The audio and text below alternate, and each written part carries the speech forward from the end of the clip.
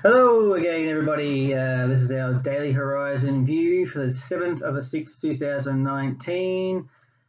This is the ASX Exchange Traded Funds Top 5's. Our spotlight today is on IHWL, which is the iShares Core MSCI World All Cap AUD Hedged ETF.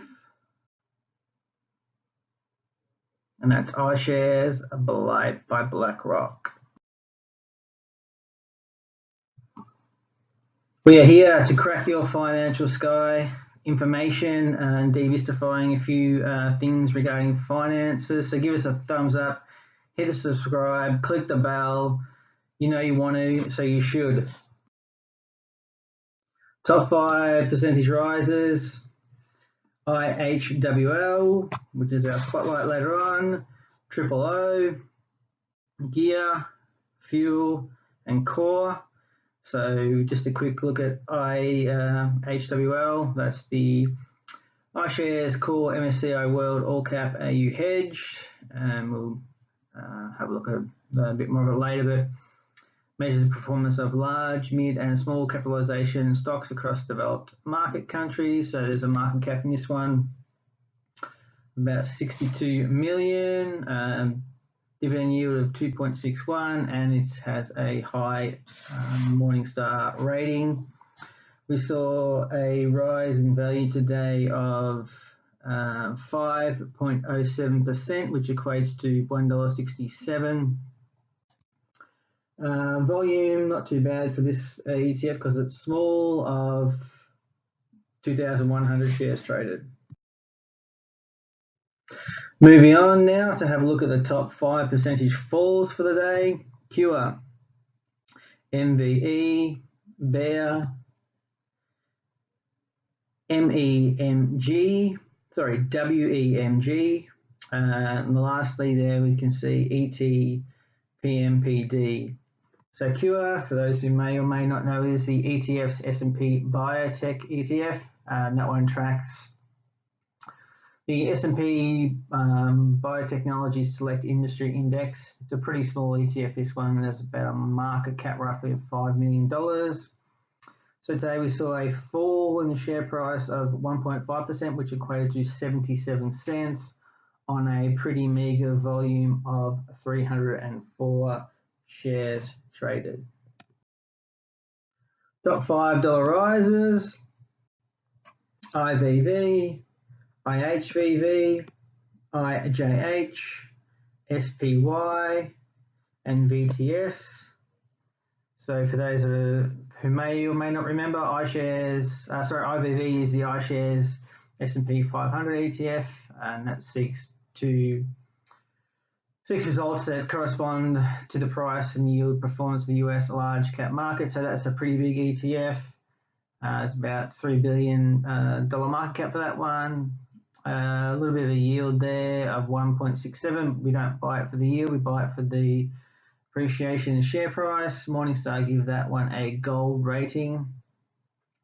So a rise today of $3.86, which equates to 0.95%. Pretty healthy volume for us. Reasonable volume anyway for that size ETF. Today we saw 5,700 shares traded. Top $5 falls. We saw Cure, ETPMPD, MVE, VCF, and WEMG. We kind of had a bit of a look at Cure before. We don't really need to go over that one again, but suffice to say, it was only down marginally anyway, 77 cents. Slip on now to the top 5 number of trades. We saw STW, VAS, VGS, IAF, and IVV. STW is the State Street Spider S&P ASX 200 fund. That one's designed to provide low portfolio turnover, accurate index tracking, and with all that taken into account, should give you low costs. That ETF is quite large. It's got a market cap of $3.6 billion. We saw 170 trades go through today. Not the highest number we've seen, but it's probably about average for that ETF. Most of the trades are on the upside. We saw a 57-cent appreciation in the share price, which equated to 0.95%. Top 5 for volume.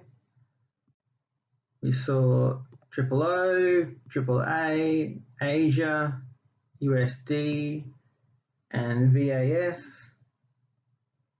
So OOO, for those who have forgotten, may not know, is the BetaShares Crude Oil Index ETF. It's currency hedged and synthetic.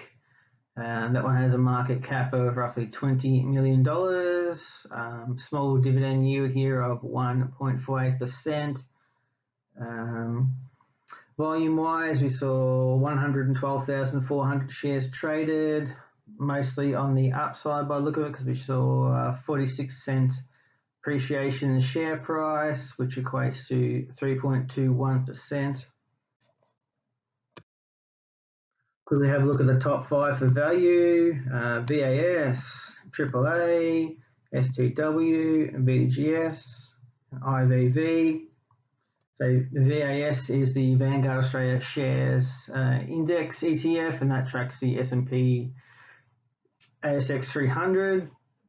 That's a larger ETF as well, so about $3.6 billion market cap for that one. Get a reasonable dividend yield out of this one. 4.45%, highly rated by Morningstar. It gets a bronze rating. Looks like a pretty low day all around anyway. Value-wise, we only saw $5.3 million traded through VAS. Looks to be on the upside. We saw a increase in the share price of 66 cents, which equated to 0.81%. Let's crack on in now to our spotlight today, which is IHWL, which is the iShares Core MSCI World All Cap Australian Hedged ETF. So the objective, the fund aims to provide investors with the performance of the index before the fees and expenses. So it's composed of developed market equities. The index is measured in AUDs, hedged performance of large, mid-cap and small-cap stocks in globally developed markets, covering approximately 99% of each market's free float adjusted market capitalization. So why would you bother investing in this one? So it gives you exposure to a broad range of developed market around the world. So effectively, it's a total market coverage, so providing a broad and more representative exposure. Used to diversify internationally and seek long-term growth opportunities in your portfolio. Because it's hedged, seeks to minimise impact of the Australian dollar volatility on your international returns.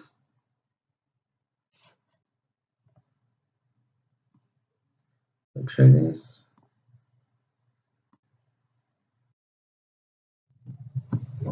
Okay, let's fly through this now. We see a net asset value of $32.99 as of yesterday. Closed out today with just above that mark at $34.64. Market cap here of $62,400,000. A very, very reasonable management cost here of 0.12%. All the money goes into your pocket, not into the manager's pocket, which is nice. Semi-annual distribution of in January and July, I should say. Dividend yield of 2.61%. Not too bad for this type of international ETF. IHWL lets you achieve instant international diversification as the ETF invests in overseas equities and bond markets. IHWL could be used as a key component of a diversified portfolio, as an investment in this ETF gives you access to all the major international markets. Pretty much one hit wonder, you've covered the whole lot here. Quite a nice little ETF. IHWL has performed reasonably well since its inception in early 2016, so give the investors a compound here of roughly 30%. So you're sort of getting it, your 10% a year so far from this one, which is not too bad. But as always, past performance is no indication of future performance. When you're doing your research, looking for an all-world ETF, also have a look at GDA, which is Vanguard, and also have a look at WTHG, which is another good opportunity or alternative, I should say. Yes, let's have a quick look at the growth here. So if you'd invested 10 grand when it came onto the market, you'd have just under 35, I suppose, so it's not too bad. Looking at where it's investing, pretty much dominantly in the US, a little bit in Canada, Japan, France, and there's even a small slither there in Australia. But this one gets quite a high rating from Morningstar, so it gets a silver rating from Morningstar, so that's a pretty good start if you're researching ETFs. So definitely a good place to start with this one.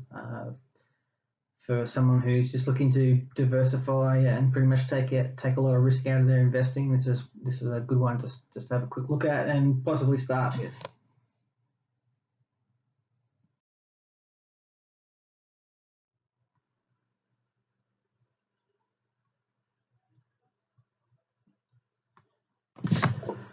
So guys, as mentioned, please do your own research. We're not recommending anything here. We're merely educational, and we don't know your personal financial circumstances or needs, so please do further research.